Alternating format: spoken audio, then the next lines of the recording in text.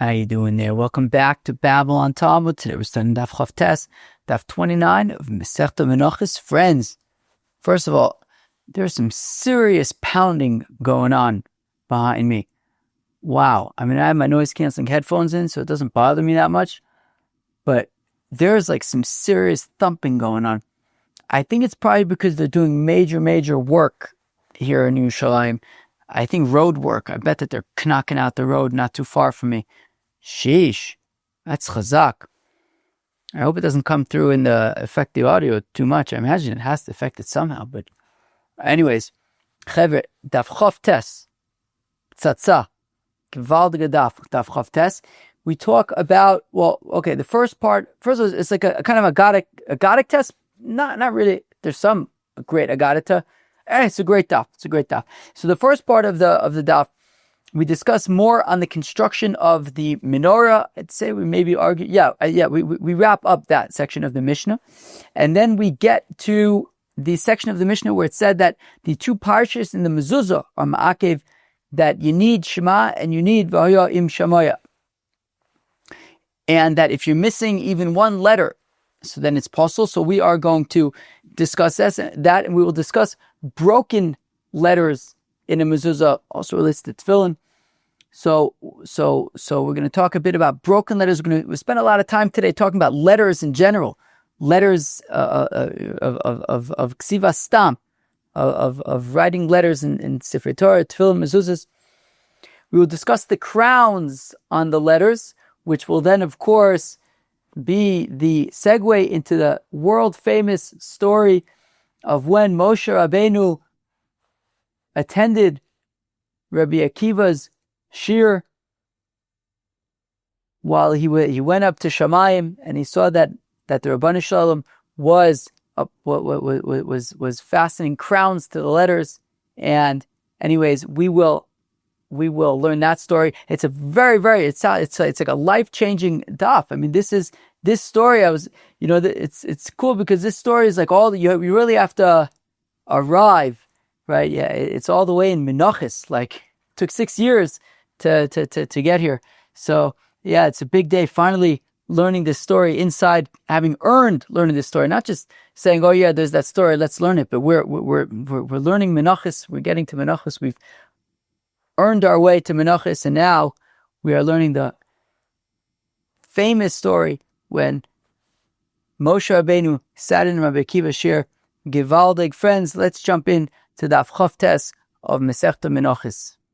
Friends, we begin on Daf Chavtes Amid Aleph, about 6 or so lines into the Daf. Omer Rab, says Rab, Gova shel menorah tisha tfachim, that the menorah was 9 tfachim tall. Eisvei Rav Shimi bar Chia l'Rab, but Rav Shimi bar Chia asks a question on Rab from a Mishnah in Masechta Talmud, which says, Even ha'isa lefnei ha-menorah, that there was a stone in front of the menorah, uva shalosh milos, and etched into, carved into that stone were 3 steps. Shaleh kohen omed, that the kohen would stand on those 3 steps, umeitiv esaneris, and fix up the candles, take out the ashes, add new oil, right? You would organize the candles while standing on those steps. So therefore, Rab had said that the Sachakol, the menorah, is only 9 tefachim. Now, 9 tefachim, 6 tefachim is an amma. An amma is about 1.5 feet, maybe 2 feet. And so 9 tefachim is maybe 3 feet. You don't need stairs in order to get to the top of 9 tefachim. So Rav Shimi bar Chia's question is, Rab, if the menorah is only sachakol 9 tefachim tall, then why would the Mishnah in Talmud say that the Kohen stood on stairs when being made to Vesaneris? Omele Shimiat. Rav says to Rav Shimi bar Chia, Shimi, is that you? Are you asking me this question? I'm saying from where the branches begin and upward is 9 tefachim. Because as we learned yesterday, the branches begin at the 9 tefach mark, that the that the menorah is 18 tfachim tall. And from where the branches begin, it's 9 tfachim up. And from there to the top of the menorah, it is 9 tfachim, not the entire height of the menorah. Now, 18 tfachim is 3 amas. Now, if 3 amas is anywhere between 1.5 feet and 2 feet, so we're talking about somewhere between 4.5 to 6 feet. It's understandable why, to get to the top of the menorah and to be working with the candles, you'd want to stand on steps. Ksiv, the pasuk says in Divrei Hayomim, when describing the temple that Solomon built and all of the things in the temple, ve'aperach, the flour, ve'aneris, and the candles, ve'amilkochaim, and the tongs, zov, who were made out of gold, michlos zov. My michlos zov. What does it mean that they were michlos zov? Omar Rav Ami says, Vamishe, kiltu l'chol zov sagur shel shloimo, that the creation of these, of the menorah,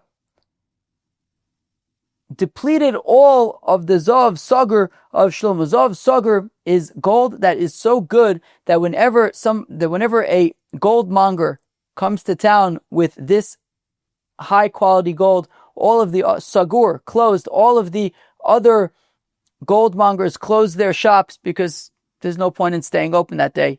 Nobody's buying from them when there is this quality of gold around. That's what Zav Sagur is.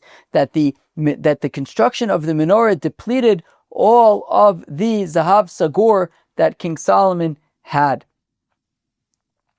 Dam Rab Yehuda Amar Rab, it says Yehuda Amar Rab, Eser menorahs asa Shlomo, that King Solomon constructed 10 candelabras, 10 menorahs. V'chol achas v'achas, in each of these 10 menorahs, hevi la elef kikar. To construct each of these 10 menorahs, King Solomon brought 1,000 kikars of gold. V'echnisu elef paimim lekor, and put it into the, I didn't look up what kor was, I probably should have, but like the furnace. I feel like there's an official word, I think. Maybe a kiln? What's a kiln? If a kiln is the right word, so then a kiln. If it's the wrong word, then when I say kiln, I mean furnace, because furnace should at least basically work. But let's say kiln. It sounds like there's a possibility that it might be a more exact term, more precise word. We'll take the risk. So in constructing each of these 10 menorahs required 1,000 kikars, 1,000 talents of gold, and these 1,000 talents of gold were then put in a kiln 1,000 times. The 1,000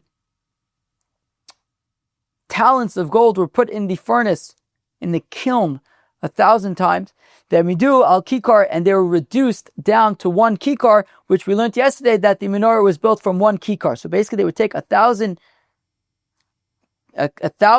kikars, 1,000 talents of gold, and put it in the kiln over and over until it was reduced and concentrated down to 1 kikar of, I guess, really quite intricate, quite unbelievable gold.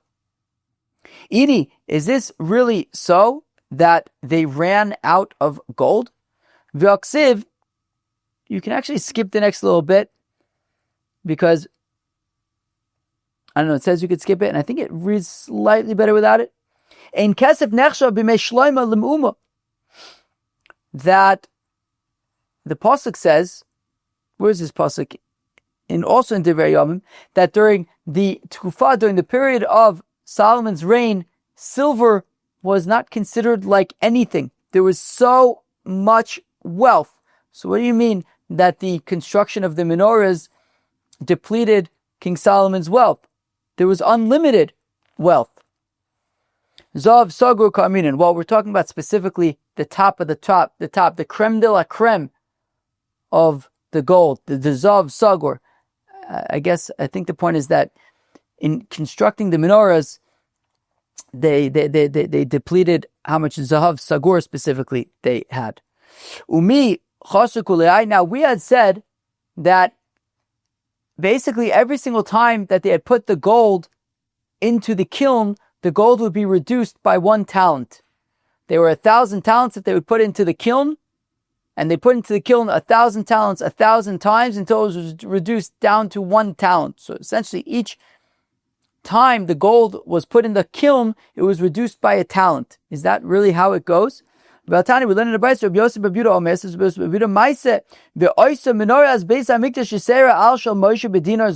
one time it was found that the menorah in the holy temple weighed more than that of Moses, right? Meaning, as we had said yesterday, the golden menorah, if it's made out of other materials, doesn't have to be 1 talent. But a golden menorah needs to weigh 1 talent, right? Which is why Solomon, even though he started with 1,000 talents of gold, reduced it until it was 1 talent, because that's the required weight.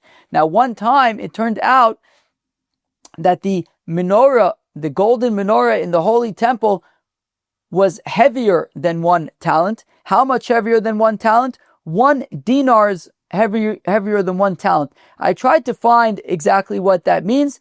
This is what I found. Hopefully it's correct.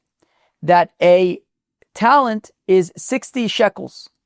And I believe 1 shekel is 4 dinars, which would mean that there are 240 dinars in 1 talent. So basically, this menorah was too heavy by 1/240th, if my calculations are correct. Very slightly overweight. And how did they remedy this? A kordikini. A kordikini dinar zav. V'chnisu a pei paimim likor. And in order to reduce the weight of the gold by that 1/240th, they needed to put the gold into the kiln 80 times just to reduce it by 1/240th of a talent. And yet you're telling me that every single time it was reduced by a whole talent. This seems fishy. In order to reduce that 1/240th of a talent, they had to put it in the kiln 80 times. Came in the Kai. The Gemara is answered, well, yeah, King Solomon already did all the heavy lifting.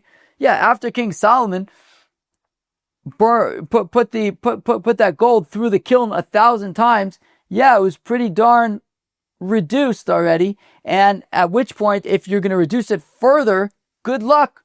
And that's why it took 80 trips to the kiln in order to reduce the menorah by that 1/240th of a talent. And that is why. Because King Solomon already had done the heavy lifting. Amr Reb Shmuel bar Nachmani, Amr Reb Yonason. What does the pasuk mean? Ala menorah tahora. That the verses in Parshas Emor, in chapter 24 of the book of Leviticus, describes the lighting of the menorah. I believe it says there. After that, as we can see in a minute, 2 psukim later, it talks about the shulchan. So, ala menorah atahora, it says that Aharon will light the menorah atahora every day. What does the pasuk say? Ala menorah atahora yarech es haneris lifnei Hashem tamid. On the holy candelabra, Aharon HaKohen will set up the neris always. Ala menorah tahora, on the holy menorah. What's the holy? I mean, it sounds very nice. The holy menorah, givaldik. Sounds great, very spiritual. But tachlis, what's the implication of tahora? Sheyardu ma'aseh mimakum tahora. You know what it is? It's called the menorah tahora because the construction of it. How did Moses know? How did Moshe Rabbeinu know how to construct the menorah? he was shown from heaven. They showed him how to do it. That's what menorah Torah, that the instructions came from the heavens, from the holy place. How to construct it. That's why it's called the menorah Torah.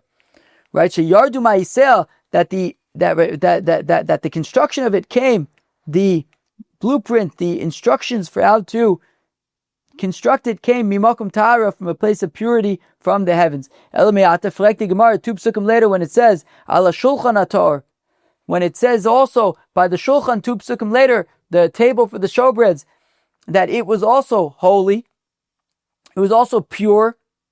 Sheyardu ma'isov mimakum tor. You're going to say the zel bazach darin. You're going to say also that by the shulchan of the lechem aponim, it was tahor because Moshe Rabbeinu was showed its construction, how to build it from heaven. No, that is not why it says tahor. It says tahor, ela tahor michlal she'utame.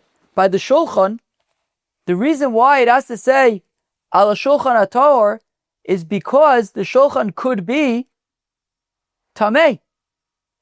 The shulchan could be tamei, and therefore we had to say that make sure that it is tahor, well, on the pure shulchan, because right. I think the point is to teach us that it can be tamei. Why does it need to teach us that it can be tamei? We'll get there in a second. So achanami tahor mechlal shu tameya. So the Gemara says by the shulchan, when it says that it's tahor, there's a reason why it's saying it's tahor, and that reason is that it's the pure shulchan, implying that there is a possibility for it being the impure shulchan. And we want to say that just like that's the role of tahor by the shulchan, to imply that it can be tamei, so that's going to be the same thing by the menorah, to say that it can be tamei. Not to say that Moshe Rabbeinu was shown how to build it from Shamayim. To which the Gemara says, disagree.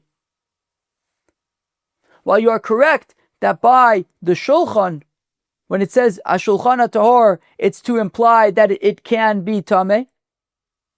That is not the case by the menorah.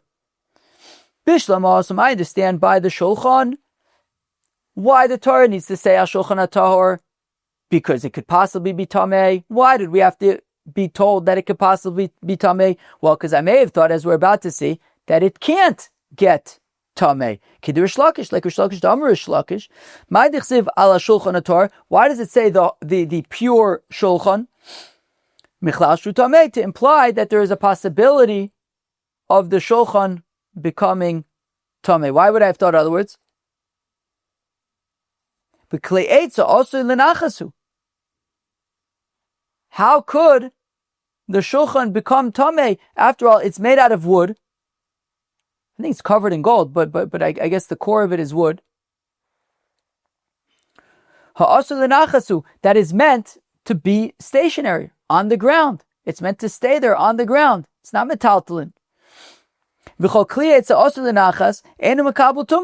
And any wooden vessel that is meant to be stationary on the ground is not mekabel tumah.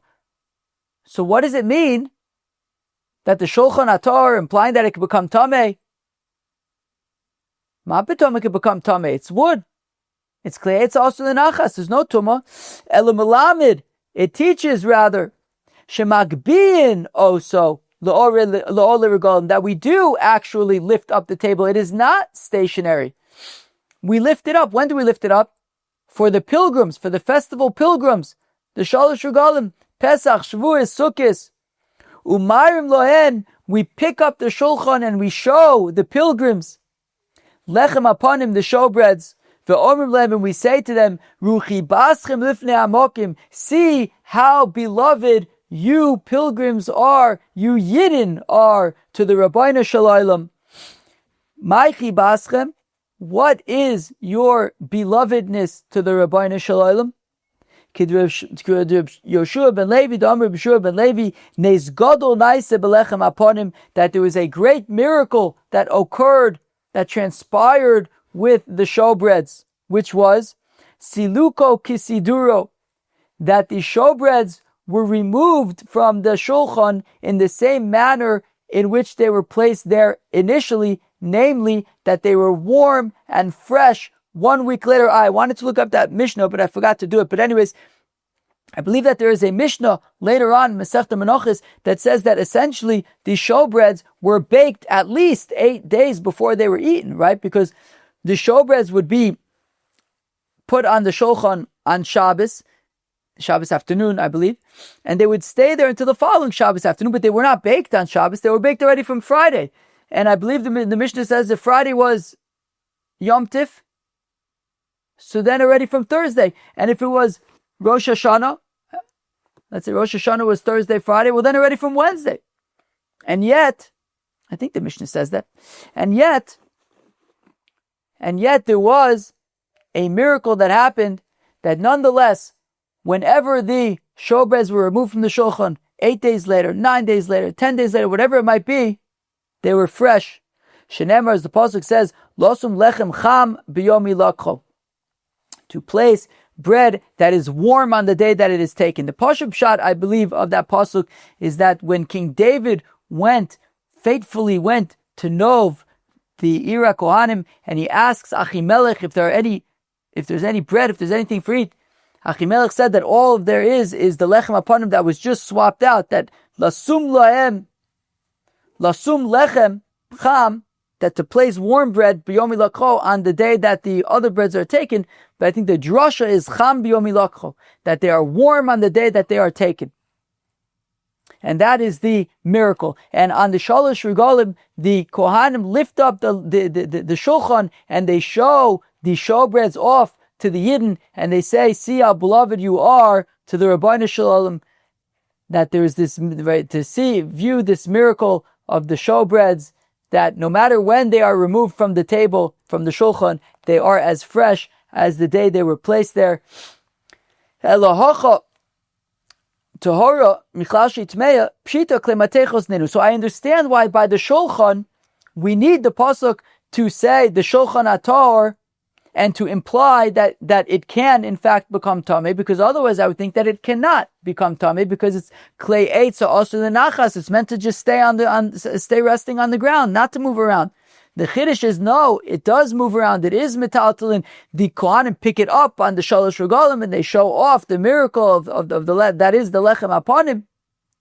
So it is considered metaltalin, and therefore it is mekabel tumah. However, when it comes to the menorah, we don't need to be told that it's mekabel tumah, because it's obviously mekabel tumah. It's metal. Again, Elohacha, when it comes to the menorah, Tahora Mechalshi Tmeya, that the pasuk should say the menorah Tahora to teach us that it could, by the way, be tameh. Obviously, pshita, it's obvious. Klematechos ninu, it's metal. For klematechos mekabel tumah, metal is mekabel tumah. Of course, it's mekabel tumah. So Ella, rather, what does it mean, therefore, when it says menorah tahora? What's it teaching us? Sheyardu ma'aseh mimakom tahora, that the making of it came from the heavens, from a holy place, from a place of purity. Tanya Rabbi Yosef Babuda, Omis as Rabbi Babuda, Aron shal eish, v'shulchan shal eish, u'menorah shal eish, an ark of fire. Right, these are right the Parshas Truma that we're gonna, as we've been discussing, that we're gonna Parshas Truma is next week. It discusses I believe the first of the Klei HaMishkan discussed is the Aron, followed by the Shulchan, followed by the Menorah, I believe, and says Rabbi Yosef Babuda, Aron shal eish, a ark of fire, v'shulchan shal eish, a table of fire, v'menorah shal eish, a candelabra of fire.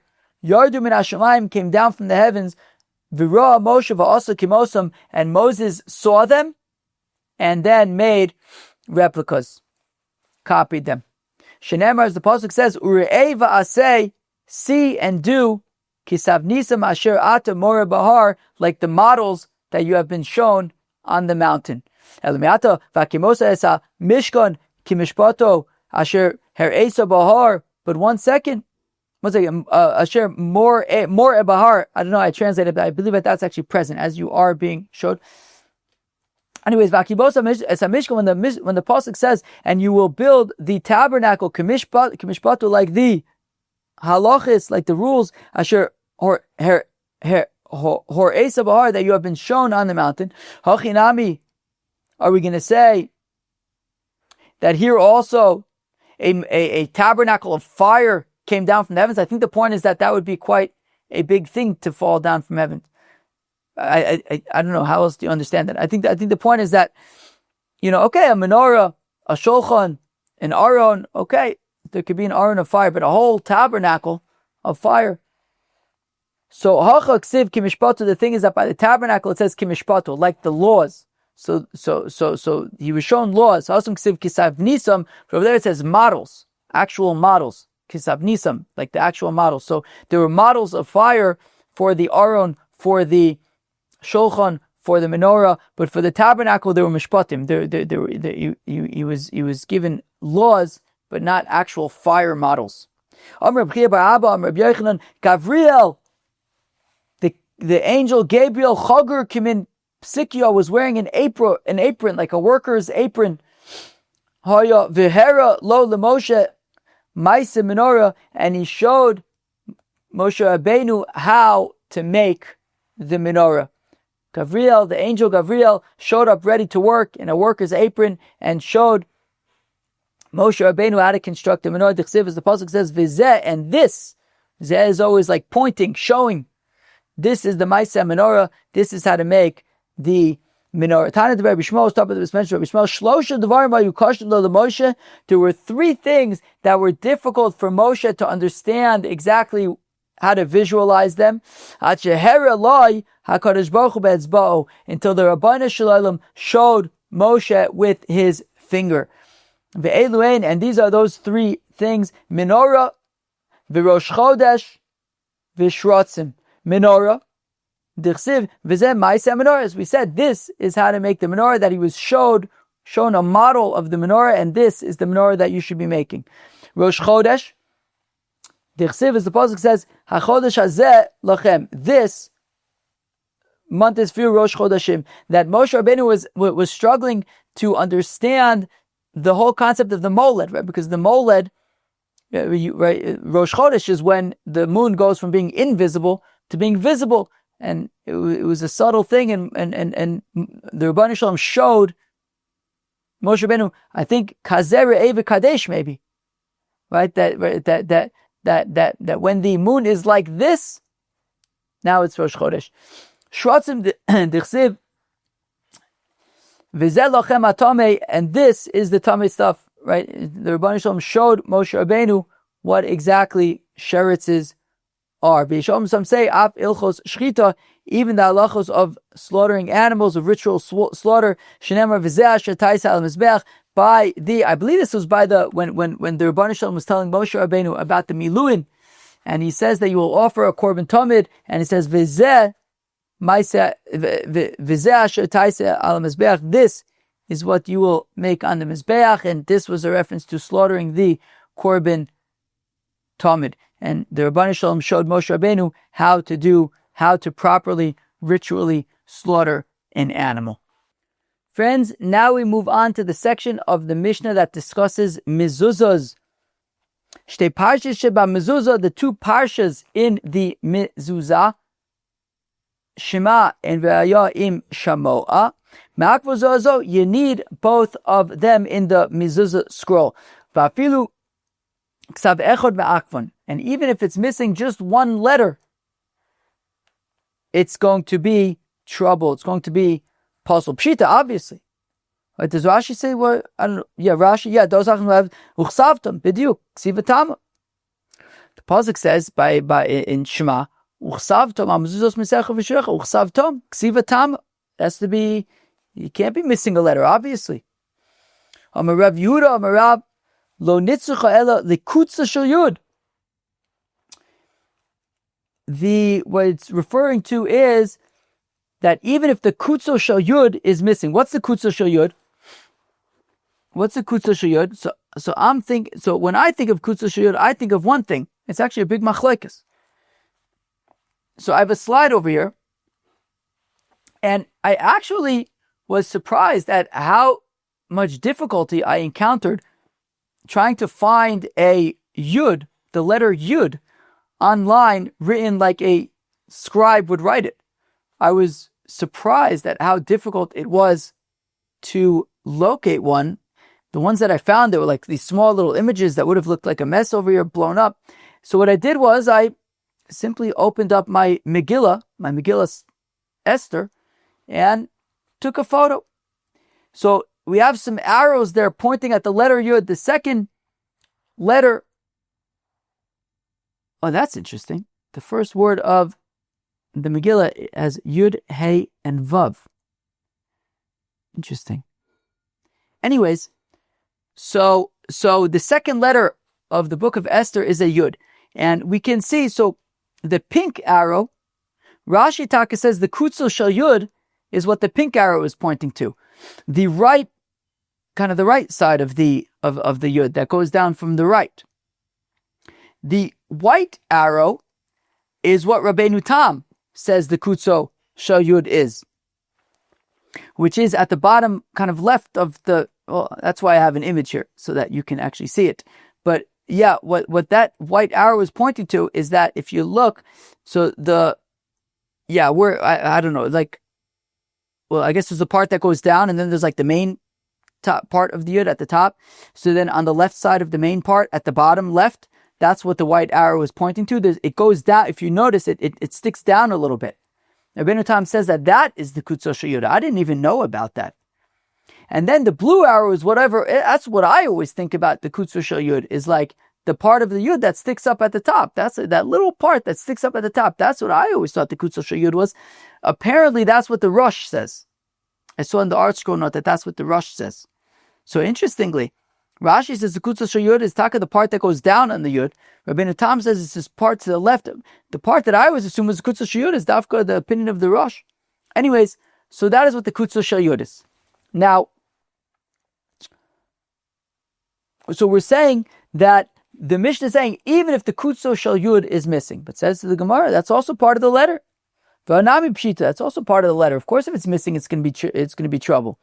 So elo lechiidach Rabbi Yehuda Marab, it's needed for another Rabbi Yehuda Amar Rab Dam Rabbi Yehuda Marab.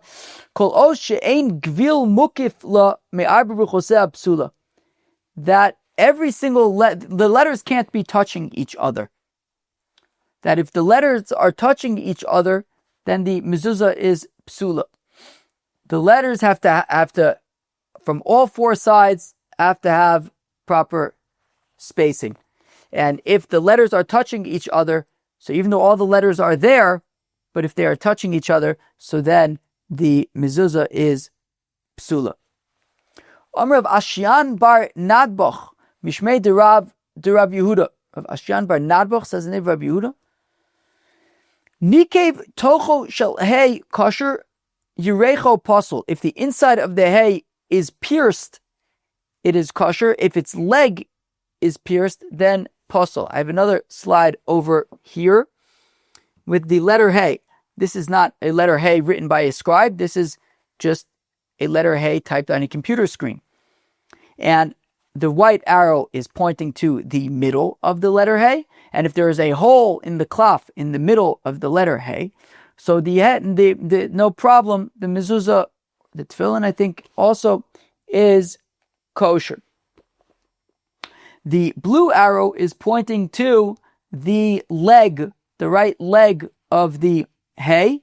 Now there, if there is a hole in the leg, so then if there's like if the leg is, if it has a broken leg, so then the hay is going to be possible. Reb Zera says, says Reb Zera that it was explained to me from Rav Huna. Rav Huna explained it to me. Rabbi Yaakov Amar Ladidim Farshli Mine to Rav Yehuda. Rabbi Yaakov says Rav Yehuda himself explained to me this halacha. Nikev tocho shel hay kosher. Okay, if the middle of the hay, the space in the middle of the hay, there's a hole there, it's kosher. Yirecho, regarding the leg, im nishtayir bo kishir osktana kosher.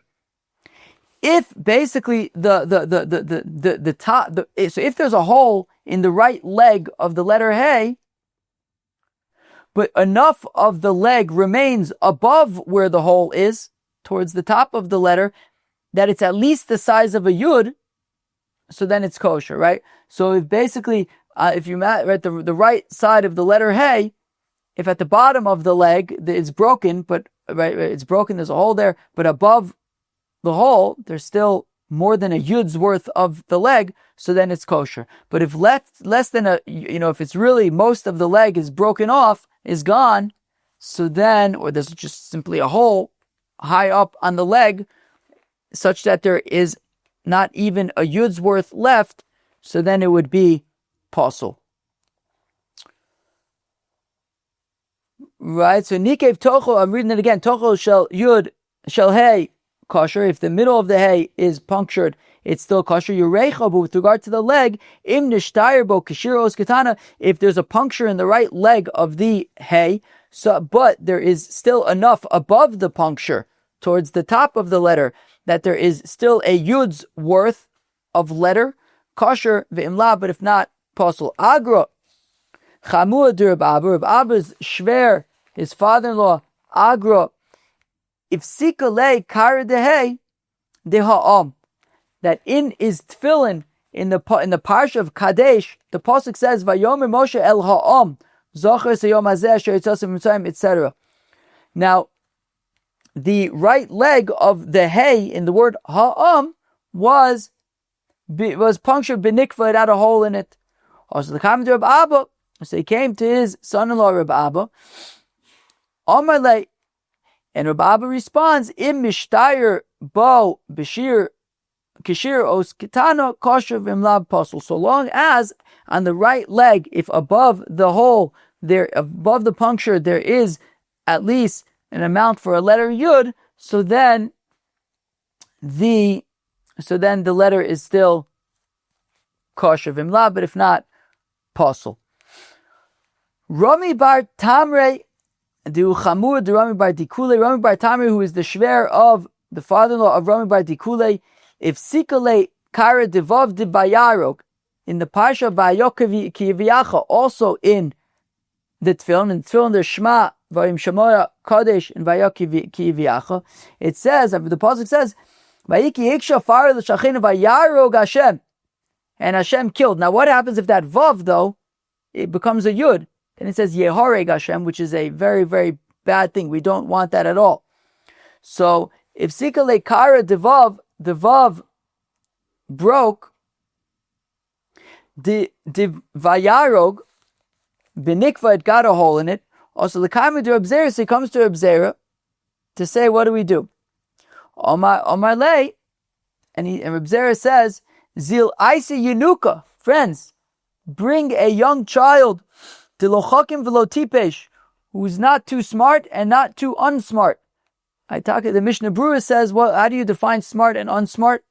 Smart means if he's smart enough to be able to, right, just like we would be able to look at the context and understand what it's supposed to say. So if he's smart enough that he'd be able to explain what it says based on what it's supposed to say rather than just by looking at what it actually says, well then we can't trust him because he might sort of, let's say, understand what's expected of him, what he's supposed to say. He's thinking too much. And not smart enough means he doesn't know how to recognize the letters. He's just not able to do that yet. We need a child who is smart enough, he's developed enough to be able to know how to read, to be able to know, to recognize letters, but not smart enough to be able to understand the context of what it's supposed to say. So I say Yenuka, bring a child to L'chakim who's not too smart, v'lo tipesh, and not too unsmart.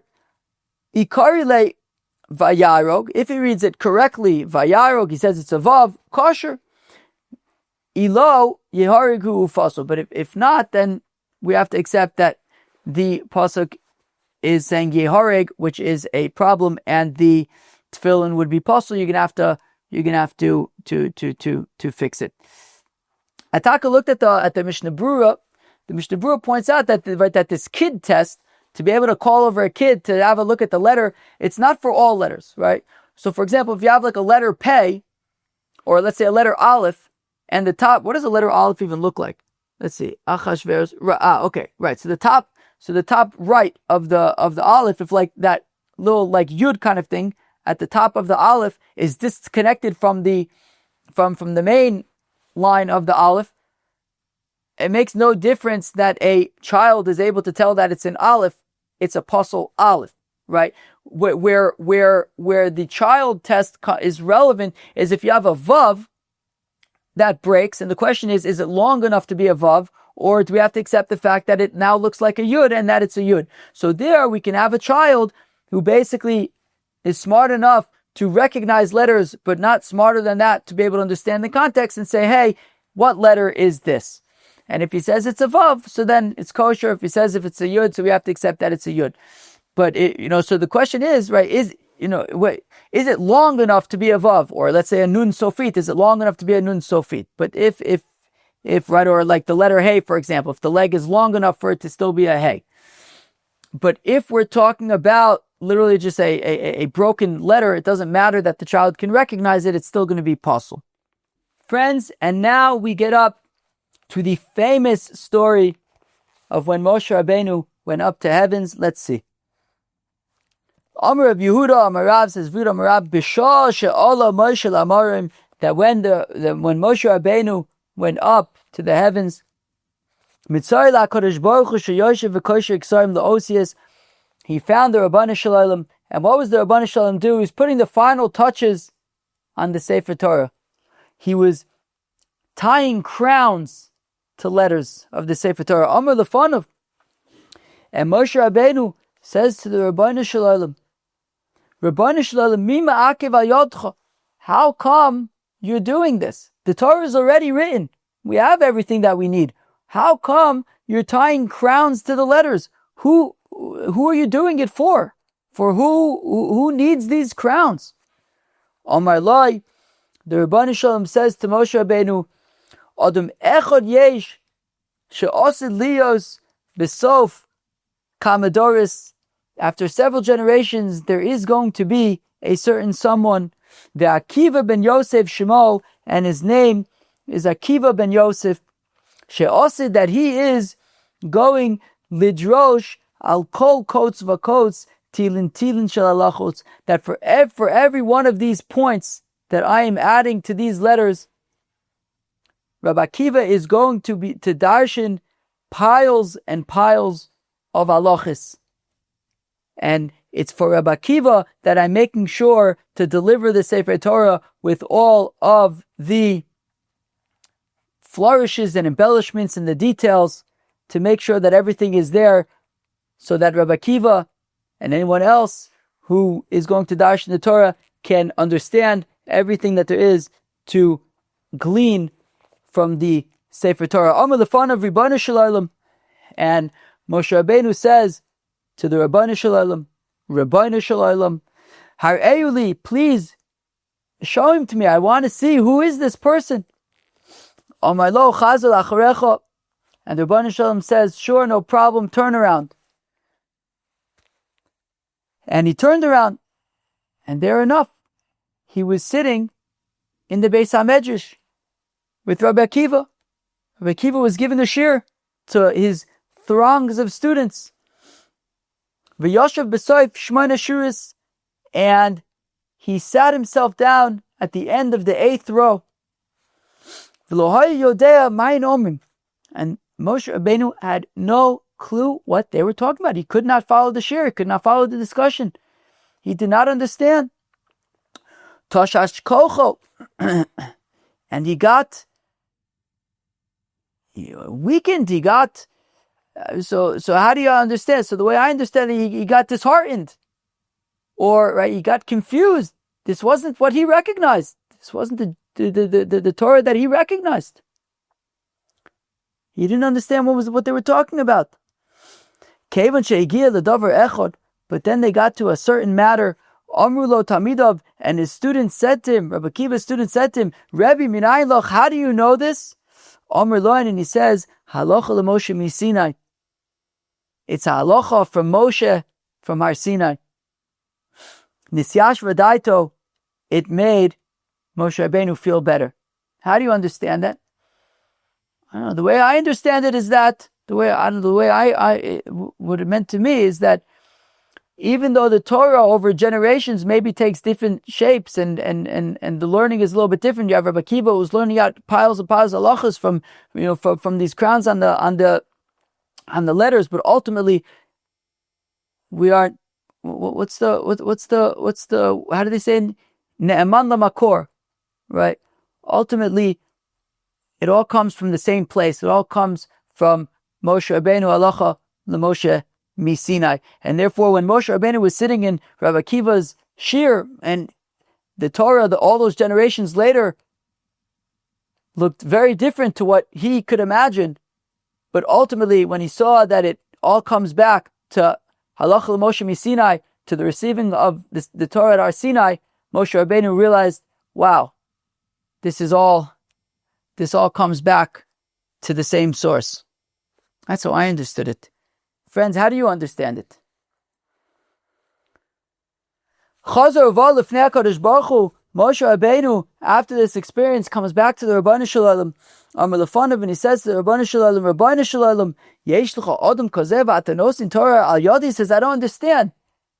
Why am I giving the Torah to the Am Yisrael when you have Rabbi Akiva? Rabbi Akiva should be the one to give the Torah to Am Yisrael. Look, it's unbelievable. His geonus and what he's teaching.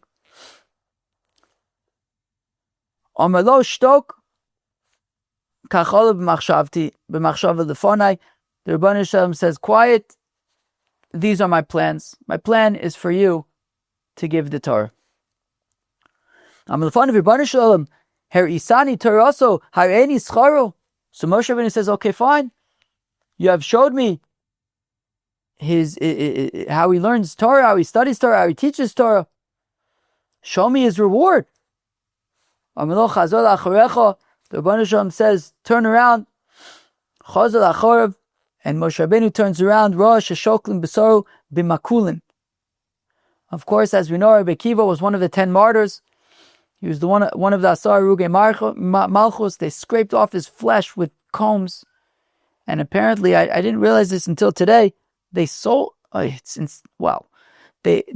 sold his flesh in the meat market. And this is what Moshe Rabbeinu saw. This is Rabbi Akiva's reward. His flesh was being sold in the meat markets by the terrible Romans. Moshe Rabbeinu was completely confused. He said, I don't understand. This is the reward for Torah study. That one's flesh, that one's meat will be cut up and sold in markets? The Rebbeinu Shalom says, quiet. These are my plans. Whoa. What a roller coaster of a story. Wow. Omar Rava says, Rava, Shiva Osius Tzrichis Shlosha Ziyunin. There are 7 letters that require 3 crowns on them. 3 like Zion type things. Ve'eluhen, and these are them. Shatniz Getz, Shin Ayin Tes, Nun Zion, Gimel, and Tzadi. The Nun is both the regular Nun and the Nun Sofis, and the Tzadi is the regular Tzadi as well as the Tzadi Sofit. Now, and we're going to see that there are also some other letters as well. Friends, in terms of those crowns, here, let's have a look at this slide over here. So, this is actually found in Tosfos, but where that yellow arrow is pointing to is actually how Rashi explains these crowns, that there are basically 3, you can call them, I think, Zions. I think maybe the art school mentioned that you can call them Zions. I think I didn't look up the Rambam, but I think apparently the Rambam, there are like Zion kind of things sticking out off the top of the letter. And according to Rashi, as you could see where the yellow arrow is pointing, you have one pointing off to the left, the one on the right pointing out to the right, and the one in the middle going straight up. So those are those 3 Tagin. Those are those 3 crowns, Ziyunin, that are on the letters. Amar Rav Ashi says, Rav Ashi, Chazinu lu l'safrei davkone devei Rab. I witnessed the very meticulous scribes of the Academy of Rab. Dechatre lehu ligage deches. So now we're talking about the ches, even though it's not part of Shatnei's Gats. But anyways, what they would, but I guess that wasn't necessarily considered a crown. Anyways, so there's machlokes Rashi and Tosfos about what it means, Dechatre lehu ligage deches. Either, so here there's another slide. So either it means where the blue arrow is pointing to the ches of Rashi, that a chutra is like a stick. And there's a stick on the left side of the ches, there's like a stick that's pointing upwards. As we're going to see, the Gemara is going to say that it's like to speak to point to the Rabbeinu Shalom, who's chai v'kayim, right? He's alive. Now you can see the white arrow is pointing to Tosfos, I guess to Rabbeinu Tam's pshat, that it's ches is actually like two zions that are right. He understands chutra like a chatoteres of a camel. Right? Does he say? What does he say? Chatoteres there. We have chatarta.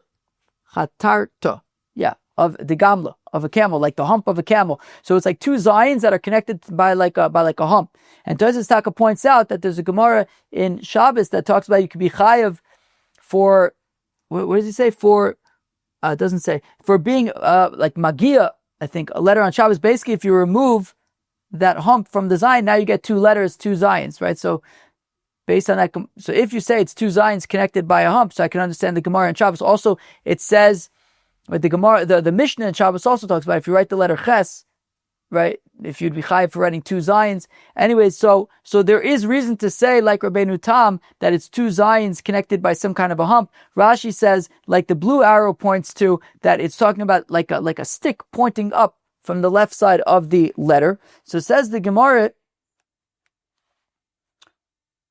So again, Amar Vashi says, Vashi chazina lu l'safri davkone deveirav dechatre lu ligage deches, that at the top of the ches they would have, let's say according to Rashi, this stick pointing up at the top left of the ches. V'tolu le, no, where am I? Okay, fine. V'tolu l'kar the hay, and there was also, of course, the hay, right? Of course, the hay is kind of like a resh and like a little, almost like a yud thing at the bottom left, right? Oh, hey, right? The left leg does not go all the way up to the top of the hay, right? It only goes, let's say, halfway up. It's disconnected. Chatrilu ligage deches. So that, according to Rashi, that stick that would point up from the top left of the ches, klomar, meaning chayu berumo shalom, that the Rabbeinu Shalom ches is chai and pointing upwards, that the Rabbeinu Shalom is chai in the heavens, berumo shalom. V'talu le likari dehei, and the reason why the left leg of the hay was disconnected, right? Of course, right? The letter. Yeah, I'm not going to describe a hay. Everyone knows what a hay is, right? So the left leg of the hay is disconnected. There's an opening between the top of the left leg and the top of the hay. Kideba mine Rabbi Yehuda Nesiya Rabbi Ami, like Rabbi Yehuda Nesiya asked Rabbi Ami, "Mai dichsev bitchu ba'Hashem adayad," that believe in the Rabbeinu Shalom forever and ever. Ki beka Hashem tzur olam, because in God is an eternal rock. Omar lei kol atol bitrono ba'Kadosh Baruch Hu. So Rav Ashi says, what does the pasuk mean? It means anybody who puts his bitochin, his belief, his trust in the Rabbeinu Shalom, harei lo machse b'olam hazeh l'olam haba. The Rabbeinu Shalom will be a I guess maybe a shield, a protection for him. Olamim, in olam hazeh and olam haba. Omar lei, Rabbi Yehuda Nesiya says to Rabbi Ami, "Ono hachi kokashli." No, I wasn't asking for you to explain to me the pasuk. I can understand the pasuk. Ma'ishno dichsiv biya v'yo v'lo ksiv ka. Why does it say in God? Technically, it could just say bitchu Hashem adiyad ki ka Hashem tzur elamim. What's beka? Ki dedarish Rabbi Yehuda Rabbi Eloi, like Rabbi Yehuda darshaned. I feel like we don't see so much drushes from Rabbi Yehuda Bar Eloi. Elu shnei olamis, these are the two worlds, Shebara HaKadosh Baruch Hu, that the Rabbeinu Shalom created, Echod Behei ve'Echod B'Yud. That the Rabbeinu Shalom created Olam Hazeh and Olam Haba. He created one of them Bihei and the other one Biyud. One was created using the letter with the letter Hey, the other was created with the letter Yud. Rashi Taka says, Achas Behei v'Achas Biyud. I'll read you the Rashi. Chilek es Shemo, he divided his name, Yud and Hey. The Heitif Mikol Os Gimel Tipin, and he dripped from each of the two letters 3 drops. Ume Osan Tipin, and from those drops, Naisu Mayim Ve'esh Ve'ovir, and the Shittim Kubetzes adds Ve'ofer, and from those drops came the 4 elements: water, fire, air, and dirt, earth. V'chola olam kulo, in the entire world. V'chen kasu b'sefer Yitzira, and so it is written in Sefer Yitzira, says Rashi. V'eni yodea im ha'olam haba b'yud v'olam hazeh b'hei, im ha'olam hazeh b'yud v'olam haba b'hei. And I'm not sure, says Rabbi Yehuda, whether it was right, which world was created with which letter. Was Olam Hazeh with a Yud or with a Hey, or was Olam Abba with a Yud or with a Hey? Which letter was for which world? Kishu Omer, when the pasuk says in Parshas Bereishis, Eile told us Hashamayim v'Haaretz bi Bar'am al tikre bi Bar'am ele behei Bar'am, that the Shamayim v'Haaretz, that Olam Hazeh was created behei Bar'am, was created with the letter Hey. Havi Omer Olam Hazeh behei v'olam haba b'yud, so that Olam Hazeh was created with Hey and Olam haba was created with Yud. Ma nivra Olam Hazeh behei. Why was this world created with the letter Hey? Mipnei shedom l'achsadra, because the letter Hey is like a pavilion that is open on one end. It's closed. Let's say it's closed. Okay, let's say it's open on one end. Right, the bottom is open. Shekol, we'll talk about the extra opening in a second. Shekol wrote said Lotzeis Yetze. Anybody who wants to go out to do things that they should not be doing, it's open for them to do those things and to make that choice. It's up to them. Umaytaimo Talya Kare. How come there is an extra opening on the left side of the Hey? The I Hodor B'tshuve Ma'ililei. Because if he wants to do tshuva, if he wants to repent, if he wants to come back to the Rabbeinu Shalom, there is that opening on the left side of the letter as well, between the left leg and the top of the Hey. For the Aile Bahach, why do we need a separate entrance for tshuva? Can't you come back through the same through the same way that you exited? Lo mistayeh milsa. No, we can't. Kidirish Lakish to Amrish Lakish Ma'idchsiv im laleitzim hu yalitz. If a person wants to be a scoffer, the Rabbeinu Shalom will allow him to scoff. V'lanov miten chen, and to the humble people he will give grace. But l'tayer misayin also, that if a person comes to be pure, we will help him be pure.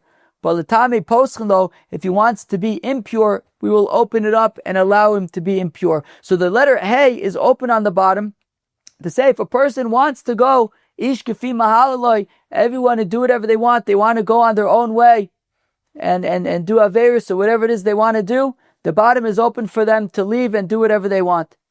But abal l'tayr, a person wants to do tshuva, a person wants to come back, not only will we say, yeah, the door is open, the same door you came from, you can come back in. No, we open up a special door to help him and to say, here, we have a special, we have an added door. We have an extra opening that we created for you to be able to come back. Umaytaimo islay taga, and why does the letter Hey have a crown? Amar HaKadosh Baruch Hu im chozerbo, that if he does tshuva, ani kosher lo kesher, I tie for him a crown. Mipnei ma nivra ha'olam abba b'yud. Why was the world to come created with the letter Yud? Mipnei shetzadikim shabo mu'atim, because there are very few tzadikim there. This is reminiscent of the Gemara in Masechta Sukkah, where Reb Shimon says, Ra'isi b'nei aliyah ve'ein mu'atim. There are very few b'nei aliyah. And Tanya talks about that could be a reference to tzaddik v'tovlo, which is almost an impossible level. So, anyways. but there are a few of them. Okay. Umipnei ma'akaf of Rosho. Why is the head of the letter Yud bent over? Mipnei tzadikim shebo. Because the tzadikim that are there in Olam Haba, kaf of Rosheim, their heads are bent over. Mipnei ma'asein shenedomen zolazo. Because when you're in Olam Haba and you're in the big leagues with all the tzadikim, well, every tzaddik is greater than the next. And you look up and you see, wow, there's that tzaddik. What an amazing tzaddik who's done amazing things, and you're humbled. And you bow down your head. So we see that the Olam Hazeh was created with the letter Hey. Olam Haba was created with the letter Yud. And the Olam Hazeh, the reason why that Hey, the left leg of the letter Hey, there's a space there, is to allow an extra opening for if somebody wants to do tshuva. We've opened up extra openings for him to come back to the Rabbi Shalom. Friends, that was the unbelievable Daf Chavtes of Masechta Menachos. Friends, on Daf Ches of Masechta Menachos, we wrapped up the discussion on the construction. Discussion, construction, destruction. More on the construction of the menorah. We discussed how Moshe was shown a model of the Aron, the Shulchan, and the menorah in models either shown from the heavens or models of fire, or Gavriel came with it wearing a worker's apron and helped him and showed him. Very interesting discussions there. We talked about the lechem aponim along the way, how the showbreads, there was a miracle, and that they would stay warm from week to week, even up to 10 days or whatever, and that on the Shalosh Regalim, the Yidden would be shown the showbreads to be shown this miracle. We discussed broken letters in a mezuzah. We moved on to discussing the parshas in a mezuzah that you have to have Shema and Vayom Shema. You need both of them, and certainly they can't be missing any letters because there's Uchsav Tom. It needs to be a complete writing. But even if it's missing the Kutso Shoyod, and even if the letters are written completely but they're touching each other, then that will be a problem. We saw different opinions on what the Kutso Shoyod is, whether it's the bottom right of the Yud, whether it's the kind of left bottom or left top. We saw opinions of Rashi, Rabbeinu Tam, and the Rush. We discussed that if there is a hole in the middle of the hay, it is kosher. If there is a hole in the leg of the hay, it is okay if a yud is still left, if a little small amount of it is still left. If you are not sure, you can consult with a child. And as the Mishnah Berurah said, you can only consult with a child for determining if a letter is sufficiently tall.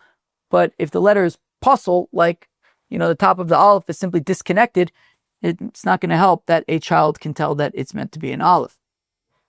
We discussed the crowns of the letters, for example, on the letter Zayin, the letter Ches, the letter Hey. We discussed them.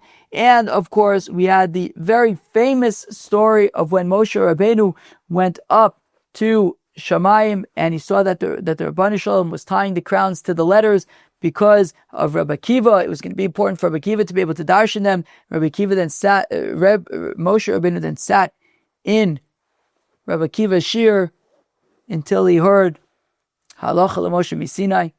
Friends, that was Daf Chavtes of Masechta Menachos. I hope you enjoyed. Have a great day. Cheers.